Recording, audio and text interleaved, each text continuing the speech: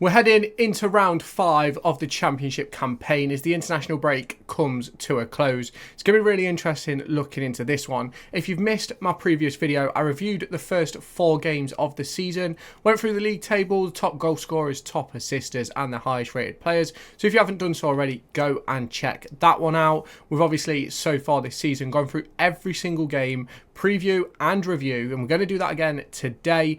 Obviously, it's going to be a very interesting set of fixtures on the return from international break. Which players are still going to be suffering a little bit of fatigue? Which teams are going to get the most benefit out of the little break which they had? It's going to be very interesting to look into that. So, shall we do it now?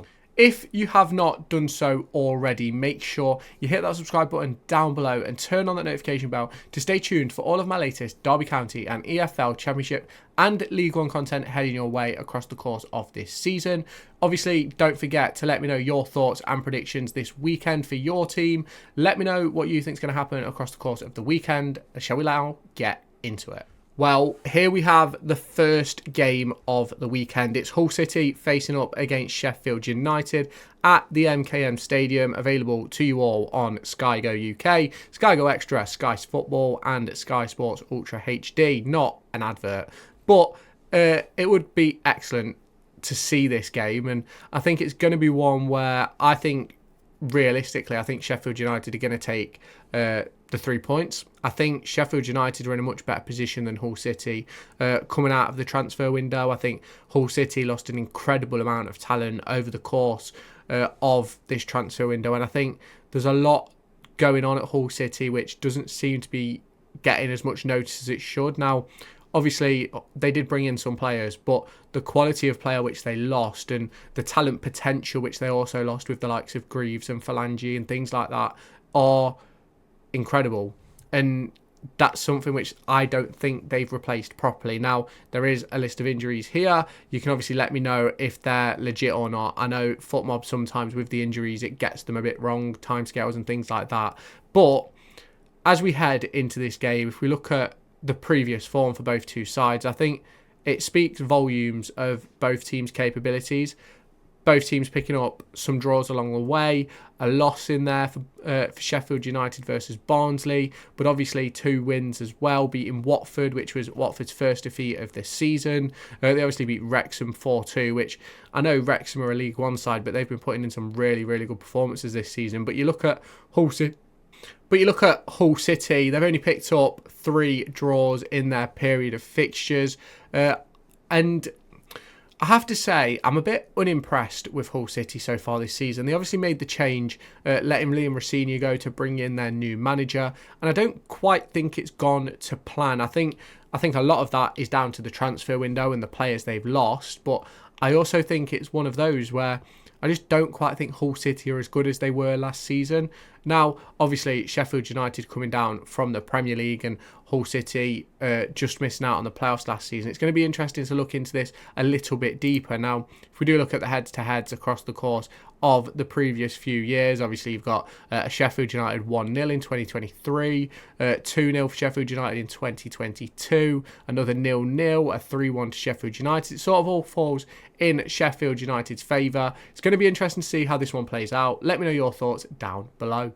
Next up in round 5 of the Championship, you have Leeds United versus Burnley. At Ellen Road, it's going to be really interesting to see how Leeds United get this one going. Obviously, they lost a ton of players towards the back end of the transfer window, the likes of Ruta. Obviously, Somerville went a little bit earlier on in the window, and obviously they've lost Archie Gray and things like that as well. And it's one of those for me where Leeds United have lost a lot of talent, but they still have tons of talent in the squad. You look at, they still have the likes of Dan James. They've still got Patrick Bamford. I know some people don't like Patrick Bamford, but I still think he's a quality player at this level. Obviously, Burnley had a pretty similar situation to Leeds United, but they were able to bring in a ton of replacements. It's going to be interesting to see how these two sides get on. Obviously, Burnley started the season with a really, really good clinical performance versus Luton Town, but since then have not quite been the same team. Obviously, I think they lost to Sunderland in their last game, or the game before last.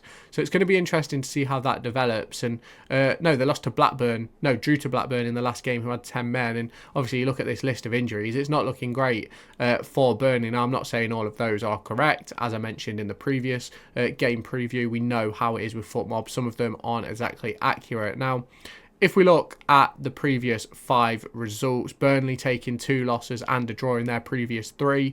But obviously, started the season off scoring 9 goals in 2 games, conceding just once versus Luton Town and Cardiff City. You look at Leeds United, they've won back-to-back 2-0 wins. A 0-0 draw in there with West Brom, losing 3-0 in the Cup to Middlesbrough.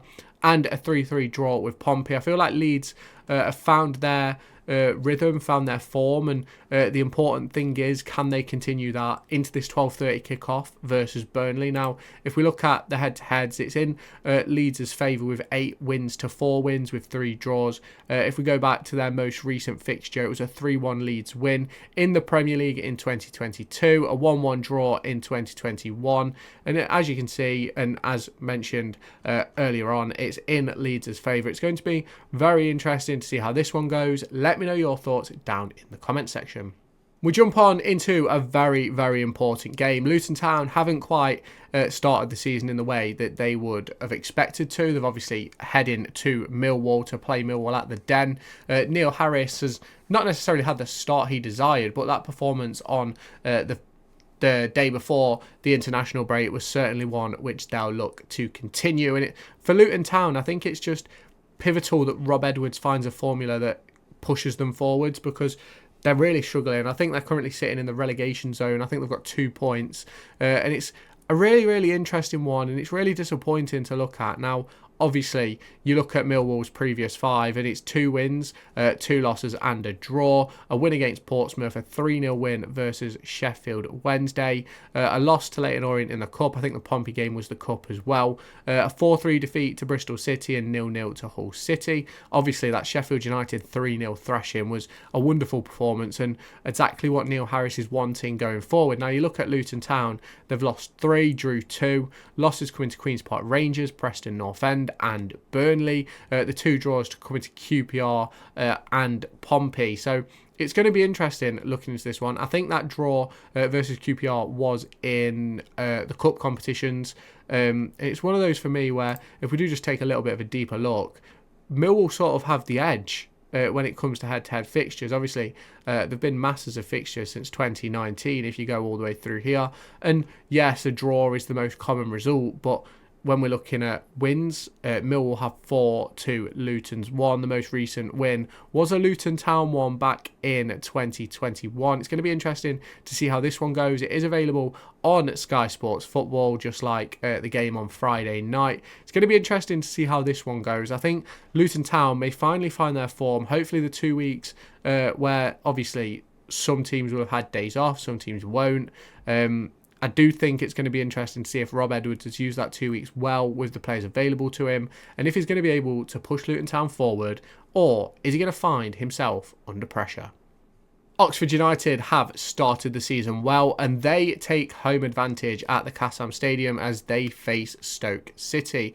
Now, I think Oxford United have had an impressive start. I think they've gone toe-to-toe with everybody in the division. They dropped a point versus Coventry, which was obviously, it was one of those games where I thought they were well in it. I think they had the opportunity in it. And obviously Stoke City are sort of a bit up and down so far this season. I think you could say that for a majority of the teams that aren't in that top 6 at the moment.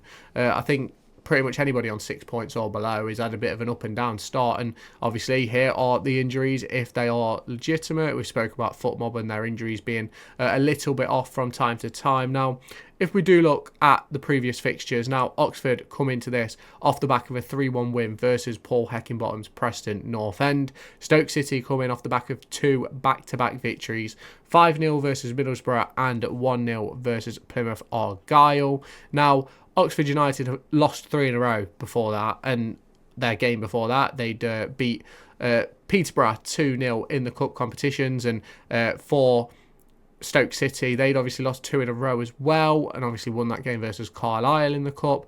I think it's going to be a very, very interesting one, this one. I think both teams have the capacity of being sort of a mid-table team. I think Stoke City will be wanting and expecting more, but I think this is just what we're going to have to come to expect with Stoke City. Now, if we do look at the head-to-head, they haven't played each other.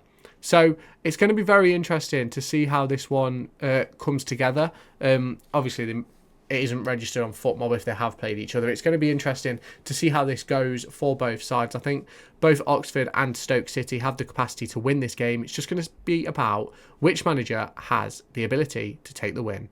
Blackburn Rovers take on Bristol City at Ewood Park, and they are missing Mahaktar Gai from their team. Obviously picked up a red card in the previous game, and Bristol City are sort of in a bit of a position. Now you look at those injuries that are on the list as well, they won't be helping either side, but Bristol City are in a bit of a difficult spot after their previous game, obviously losing 3-0 to Derby County after what was a fairly okay start to the season. Obviously not quite picking up as many points as they wanted, but performance-wise, they were in a really good place. But that Derby game just was not anywhere near what it should have been.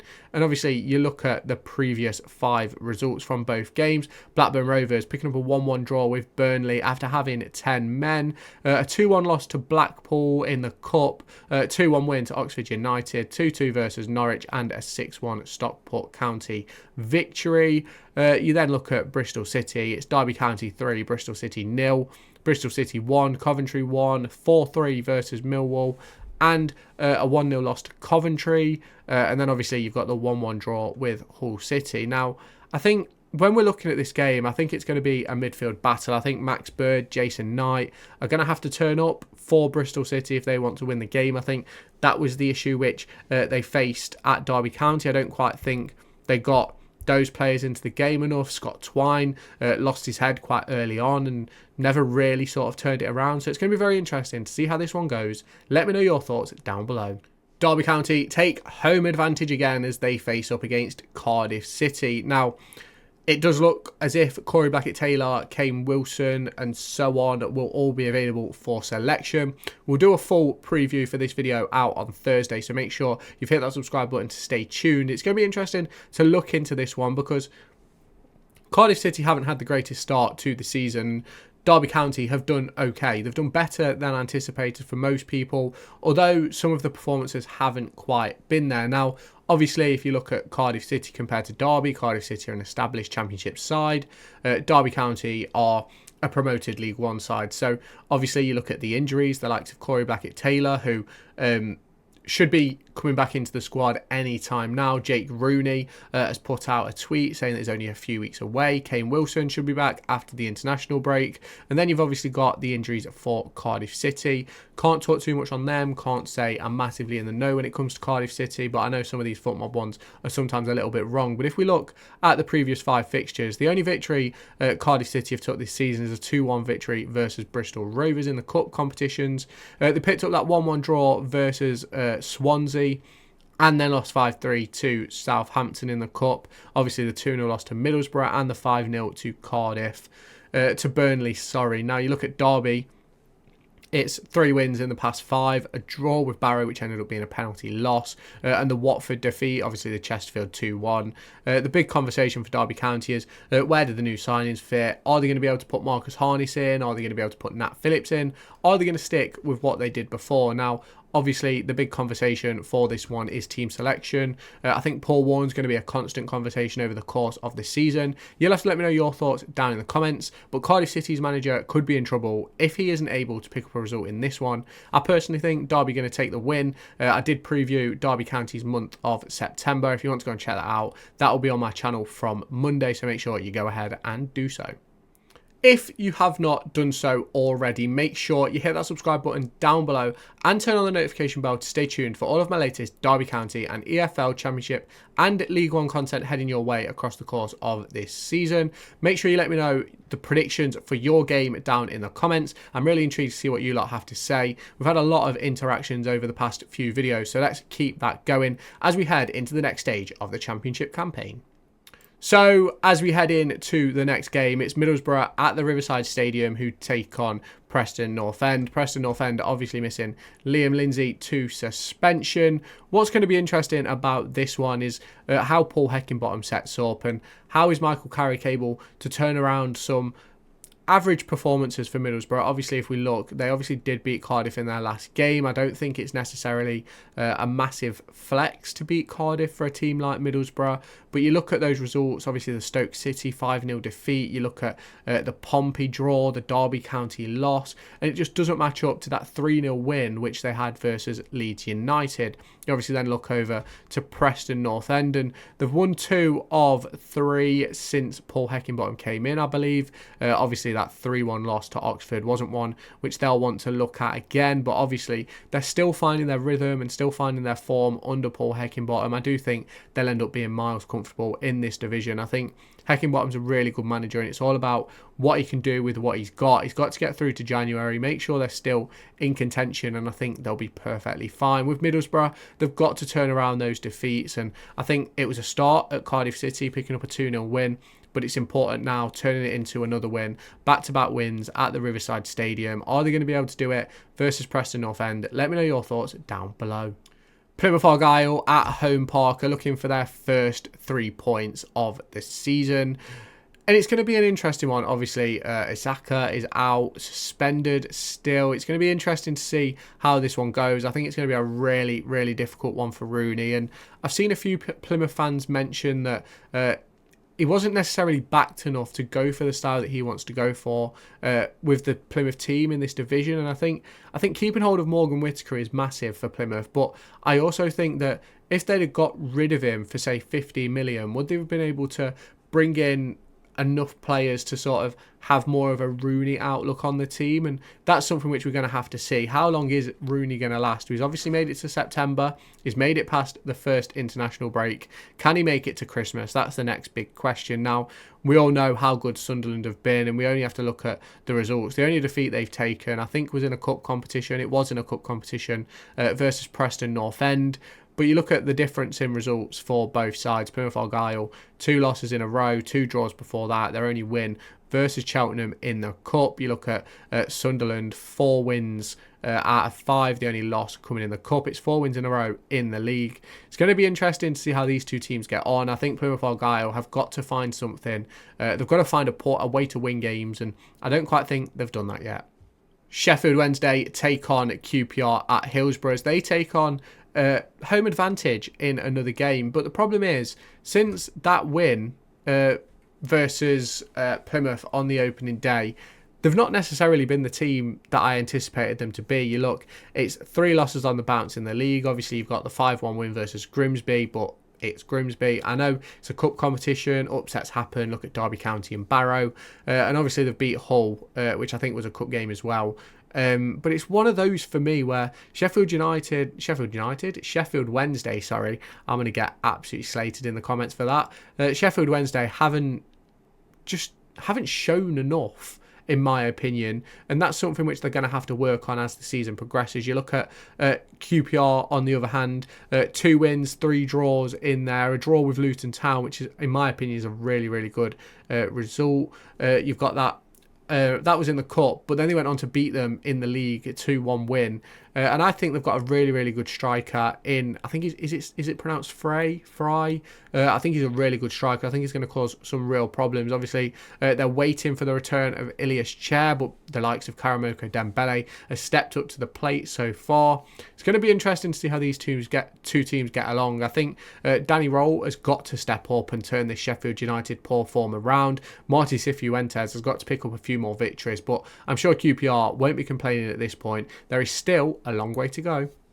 Swansea City at the Swansea.com Stadium have a very interesting game up against Norwich City. Now, I think this is going to be a really interesting one. Swansea haven't necessarily had the start to the season that they desire, and nor really have Norwich. 2 losses in a row for Swansea City, losing to Wycombe Wanderers and West Bromwich Albion. A draw in their derby game versus Cardiff in between. And then obviously the 2 wins in a row. 3-1 versus Gillingham in the Cup and 3-0 versus Preston North End.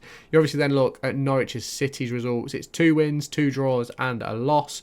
That loss coming versus Crystal Palace in the cup competitions. It's going to be interesting to see how this one goes. I think Norwich City will be one of those teams in the fight for the playoff places. I think they may be on the fringes of it come the end of the season, but it's certainly one to look out for. I think both of these two sides have a lot in common, in my opinion, but they're just at different ends of the spectrum. Norwich City are a relegated Premier League team. I think they've still got their parachute payments, whereas Swansea City are trying to play their style, but they don't quite have the budget to do what they want to do. They wasted a lot of budget over recent seasons and then changed managers. And it's one of those for me where Swansea City will find their footing in this division. I think they'll be comfortable mid-table come the end of the year. Norwich City, on the other hand, I do think will end up on the fringes. It's going to be really interesting to see what does go on with these two sides as the season progresses. It's going to be interesting to see how this game goes. The final game on Saturday for the Championship is Watford versus Coventry City at Vicarage Road. Now, Tom Cleverley had a really good start to the Championship campaign with 3 wins from 3. Obviously, taking that defeat in the previous game, I don't think it should dishearten them too much. I think they've already started above expectation, and heading into this one, they'll be really hoping that they can get back to winning ways. Now, you look at Coventry City, who haven't had the start that they desired or intended to have, and I think it's important that they find their form. Now, obviously, looking at this, it's 3 wins, 1 draw and a loss for Coventry City. I believe a couple of them are cup games. You look at Watford's as well. It's 1 loss in 5 games, where they've only conceded twice, which is very, very interesting. I think Watford have been excellent under new manager Tom Cleverley, and I think sometimes freshening it up isn't always the worst thing. I think they've done a really, really good job at Watford with Tom Cleverley, the players they've brought in. You look at Moussa Sissoko, what a brilliant signing that's been. And obviously they've brought in Festia Baselli now. It's going to be interesting to see where he slots in to Tom Cleverley's side. Obviously, let me know your thoughts down below. But Coventry City under Mark Robins will be hoping to do better performances. Well, I don't necessarily think it's better performances. I think it's more getting the results they desire. Because if we do look at the division, Coventry City sits on 4 points in 4 games, which obviously isn't bad, but they want to be pushing at the top end of the table for those sort of top 6 positions. And I don't necessarily think, well, it's quite obvious that form won't get you there. But can Coventry City turn it around and go on a run? Robins has done it before. Can he do it again? Let's see come the weekend. And to finish off the preview of round 5, we have Sunday's game at Fratton Park, where Pompey take on West Bromwich Albion. I think Portsmouth, as one of the promoted sides, have had an okay start to the division. They've picked up some really, really good results against some good sides. Obviously, the draw versus Leeds United. I think they picked up a draw versus Middlesbrough as well. Heading into this one, if they can take 3 points from these 3 teams, I'm sure they will not be complaining. But I just think West Brom are going to have the edge. I think Carlos Corberán is probably the best manager in this division, in my opinion. I think he's a really, really good coach. I think he can get more out of players than a lot of managers can at this level. And to be honest with you, I am quite surprised that he's at West Brom rather than being given the opportunity for any of the Premier League teams. Obviously, with the jobs that were available over the course of the last 12 months in the Premier League, I'm surprised he wasn't an option for any of them. And it's one of those for me where I do think West Brom are probably going to come out on top on this game, but I don't think it's one that should dishearten Pompey. You obviously look at the starts to the season and you look at the results that Pompey have had, the Luton Town draw, the Pompey Middlesbrough draw, the Pompey Leeds draw.